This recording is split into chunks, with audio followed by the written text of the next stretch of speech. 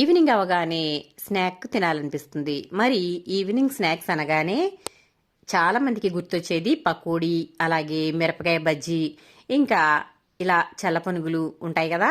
మరి అరటికాయ బజ్జీని కూడా చాలా మంది ఈవినింగ్ స్నాక్గా తినొచ్చు. ఇది చాలా సింపుల్గా, టేస్టీగా మరి ఏ విధంగా తయారు చేసుకోవాలో చూసేద్దామా. Welcome back to my channel.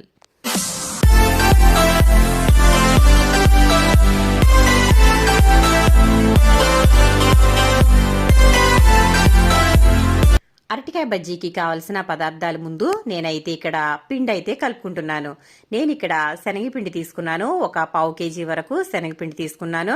అలాగే ఇందులో ఒక స్పూన్ అయితే సాల్ట్ వేశాను.